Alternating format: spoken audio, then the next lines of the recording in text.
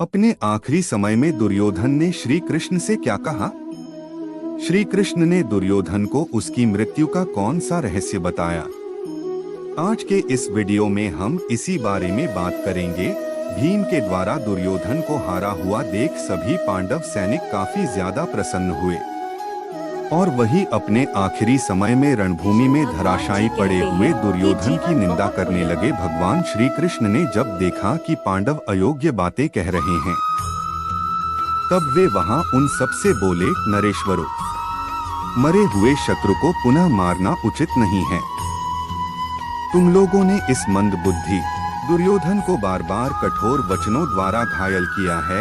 यह निर्लज्ज पापी तो उसी समय मर चुका था जब लोभ में फंसा और विदुर, द्रोणाचार्य, कृपाचार्य, भीष्म तथा संजय के बार बार प्रार्थना करने पर भी इसने पांडवों को उनका पैतृक भाग नहीं दिया। श्री कृष्ण के मुख से यह आक्षेपयुक्त वचन सुन राजा दुर्योधन अमर्ष के वशीभूत होकर उठा और दोनों हाथ पृथ्वी पर टेककर बैठ गया। उसे प्राणों का अंत कर देने वाली भयंकर वेदना हो रही थी, तो भी उसकी चिंता न करते हुए दुर्योधन ने अपने कठोर वचनों द्वारा वसुदेव नंदन श्री कृष्ण को पीड़ा देना प्रारंभ किया। ओ कंस के दास के बेटे, मैं जो गदायुद्ध में अधर्म से मारा गया हूँ, इस कुकृत्य के कारण क्या तुम्हें लज्जा नहीं आती है?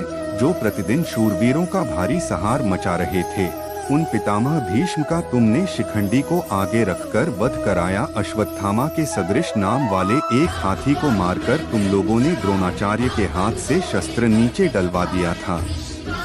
क्या वह मुझे ज्ञात नहीं है? इस धृष्टद्युम्न ने पराक्रमी आचार्य को उस अवस्था में मार गिराया जिसे तुमने अपनी आंखों देखा, किंतु मना नहीं किया। पांडुपुत्र अर्जुन के वध के लिए मांगी हुई इंद्र की शक्ति को तुमने घटोत्कच पर छुड़वा दिया।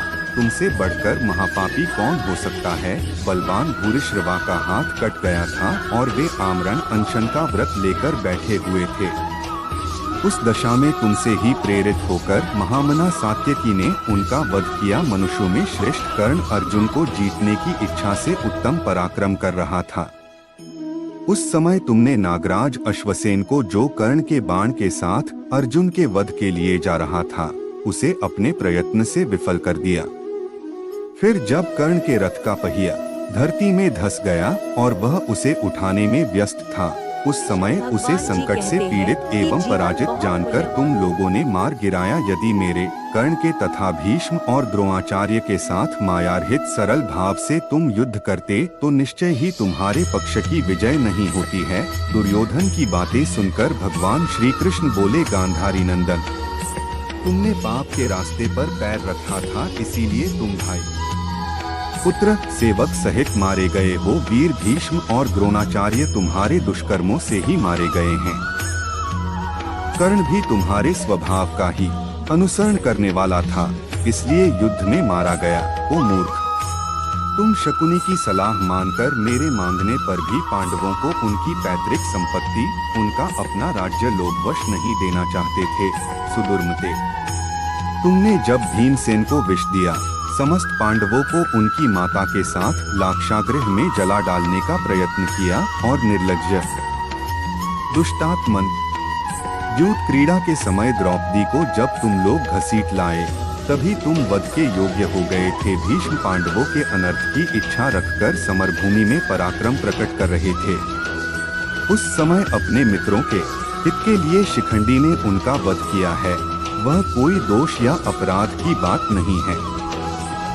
आचार्य द्रोण तुम्हारा प्रिय करने की इच्छा से अपने धर्म को पीछे करके असाधु पुरुषों के मार्ग पर चल रहे थे। आथ युद्धस्थल में धृष्टद्युम्न ने उनका वध किया है। विद्वान सात्यकी ने अपनी सच्ची प्रतिज्ञा का पालन करने की इच्छा से सम्रांगण में अपने शत्रु महारथी भूरिश्रवा का वध किया था। अर्जुन ने वीरोचित सदाचार का विचार करके बहुत से प्रहार करने के अवसर पाकर भी युद्ध में कर्ण का वध नहीं किया है। आथ तुम उनके विषय में ऐसी बात न कहो। याद करो अर्जुन के उस पराक्रम को जो उन्होंने तुम्हारे लिए उन दिनों गंधर्वों पर प्रकट किया था।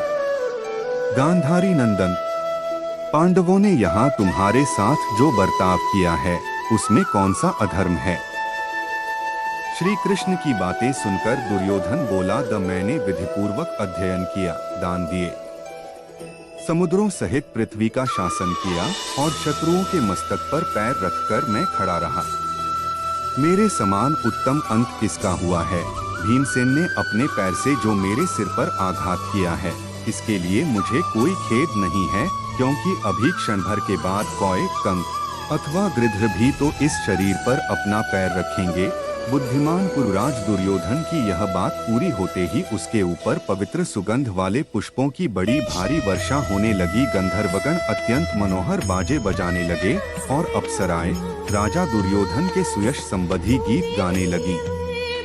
श्री कृष्ण आदि सब लोग ये अद्भुत बातें और दुर्योधन की यह पूजा देखकर बहुत लज्जित हुए। पांडवों को दीनचित्त एवं चिंतामग्न देख मेघ और दुंदुभी के समान गंभीर घोष करने वाले श्री कृष्ण ने इस प्रकार कहा, यह दुर्योधन अत्यंत शीघ्रता पूर्वक अस्त्र चलाने वाला था, अतः इसे कोई जीत नहीं सकता था, और वे भीष्म, द्रोण आदि महारथी भी बड़े पराक्रमी थे।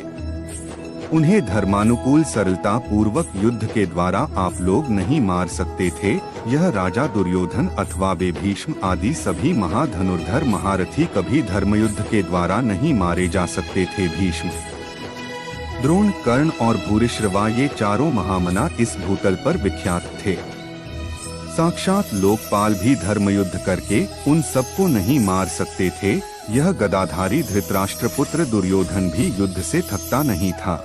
इसे दंडधारी काल भी धर्मानुकूल युद्ध के द्वारा नहीं मार सकता था। इस प्रकार जो यह शत्रु मारा गया है, इसके लिए तुम्हें अपने मन में विचार नहीं करना चाहिए। भगवान श्री कृष्ण का यह वचन सुनकर उस समय पांडव सहित समस्त पांचाल अत्यंत प्रसन्न हुए और सिंह के समान दहाड़ने लगे। कुछ देर बाद भगवान श्री कृष्ण तथा अन्य लोग दुर्योधन को मारा गया देख हर्ष में भरकर अपने अपने शंख बजाने लगे। श्री कृष्ण ने पांचजन्य शंख बजाया। दोस्तों, यह कहानी कैसी लगी कमेंट बॉक्स में कमेंट करके जरूर बताएं। वीडियो को लाइक और चैनल को सब्सक्राइब जरूर करें।